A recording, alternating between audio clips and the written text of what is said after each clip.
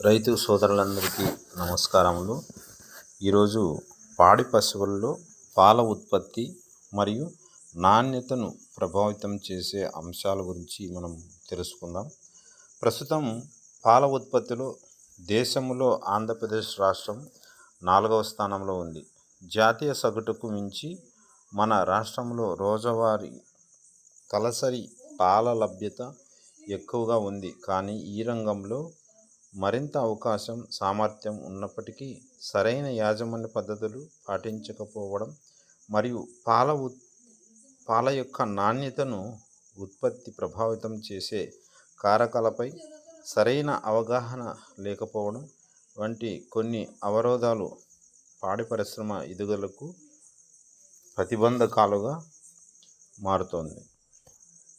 ఈ నేపథ్యంలో ఇటువంటి అవరోధాలను అధిగమించినట్లయితే పాడి పరిశ్రమలో మరింత అభివృద్ధిని సాధించవచ్చును.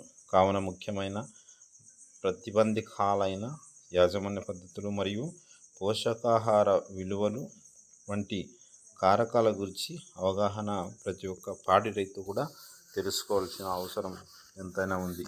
సాధారణంగా పాడి పశువు యొక్క పాల దిగుబడి మరియు నాణ్యత అనే అంశాలపై ఆధారపడి ఉంటుంది. వాటిలో పాడి పశువు యొక్క వయసు, జాతి, వాతావరణం మార్పులు, పోషక విలువలతో కూడిన దానా వంటివి చాలా ముఖ్యమైనవి. పశువు సంబంధిత కారకాలు. మన రాష్ట్ర రైతులు ఎంచుకునే పాడి ఆవులలో సాధారణంగా జెర్సీ, హాల్స్టీన్, ఫ్రిజియన్, సంకర్ జాతివి ముఖ్యమైనవి. ఈ జాతి పశువుల్లో దాదాపుగా 3.6 నుండి 4.6 వరకు కొవ్వు శాతం మరియు 3.1 నుండి 3.7 వరకు మాంసకృతులు ఉంటాయి. వివిధ జాతి పశువుల్లో పాల యొక్క నాణ్యతను గమనించినట్లయితే సాధారణంగా హోలిస్టైన్, ఫ్రిజియన్ ఆవులతో పోల్చితే జెర్సీ ఆవుల్లోనూ, సంకర్ జాతి పశువుల్లో కంటే దేశవాళీ జాతుల్లో కొవ్వు శాతం, మాంసకృతుల పరిమాణం అధికంగా ఉంటుంది. అదేవిధంగా ఆవులు, గేదెలు మరియు జీవాలను కనుక పోల్చినట్లయితే మాంసకృతులు, కొవ్వు శాతం, పిండి పదార్థాలు, కాల్షియం, ఫాస్ఫరస్ వంటి పోషక విలువలు గేదె పాలలోనే ఎక్కువగా ఉంటాయి.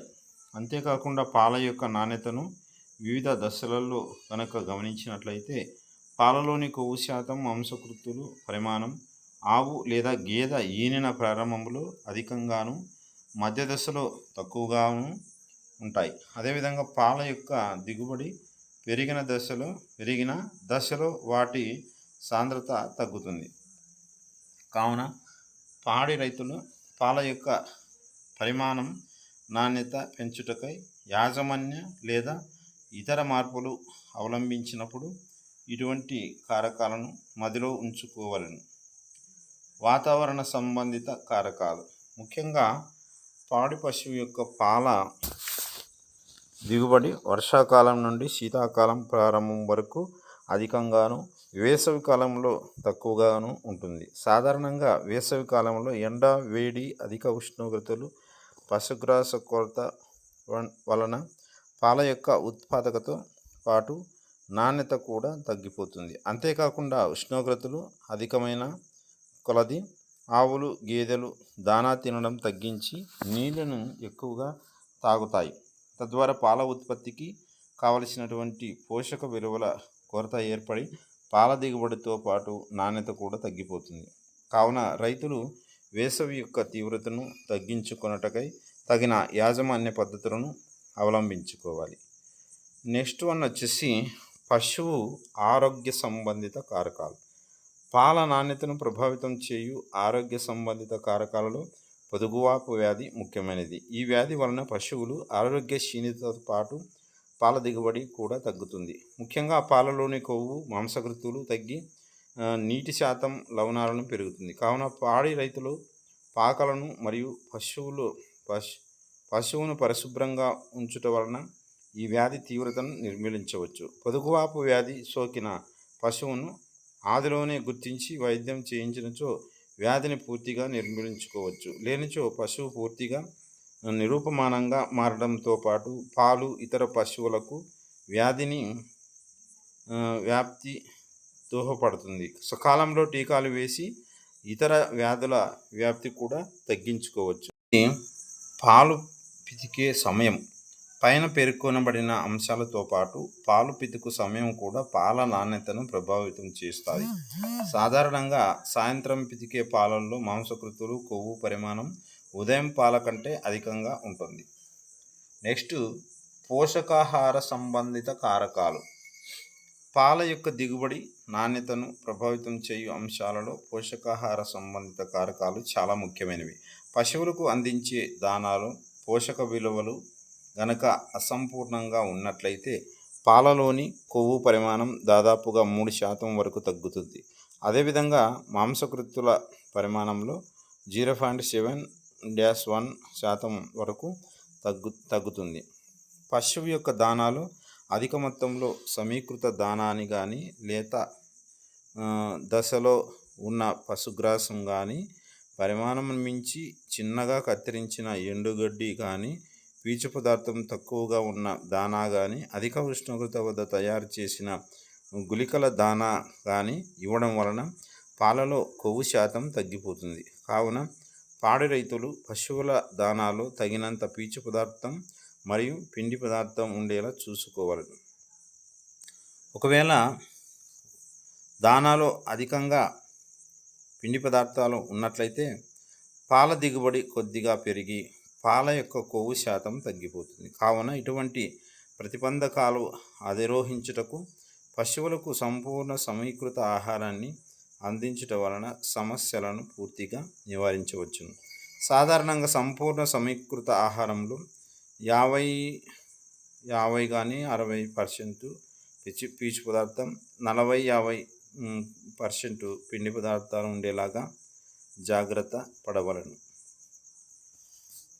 పాడి పశువుల దానాలో పీచు పదార్థం, పిండి పదార్థాలతో పాటుగా ప్రోటీన్, కొవ్వు శాతం కూడా చాలా ముఖ్యమైనవి. సాధారణంగా పాడి పశువుల దానాలో 12-14% ప్రోటీను మరియు 5-6% కొవ్వు తగ్గకుండా జాగ్రత్త పడాలి. ఒకవేళ బైపాస్ ప్రోటీన్ మరియు బైపాస్ ఫ్యాట్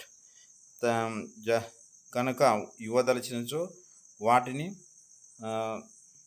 దానాలోని మొత్తం ప్రోటీన్ మరియు కొవ్వు శాతంలో 40% మించకుండా చూసుకోవలను. అదేవిధంగా కాల్షియం, ఫాస్ఫరస్, మెగ్నీషియం వంటి ఖనిజ లవణాలు మరియు ADE వంటి విటమిన్లు కూడా పాల యొక్క దిగుబడి, నాణ్యతను ప్రభావితం చేస్తాయి. కావున వీటిని పశువుల దానాలో తగిన పరిమాణంలో అందించినచో పాల దిగుబడితో పాటు వాటి పరిమాణం కూడా పాలలో పెరుగుతుంది. సాధారణంగా వీటి యొక్క లోపాలు నివారించుటకు ప్రాంతీయ నిర్దిష్ట ఖనిజ లవణ మిశ్రమాన్ని కానీ, మరే ఇతర మార్కెట్లో లభించే ఖనిజ లవణ మిశ్రమాన్ని కానీ అందించవలను. మొత్తం ఆహారంలో 3% మించకుండా చూసుకోవాలి. అదేవిధంగా ఉప్పును 0.5 మరియు విటమిన్లను 0.5% మించకుండా జాగ్రత్తగా పడవలను.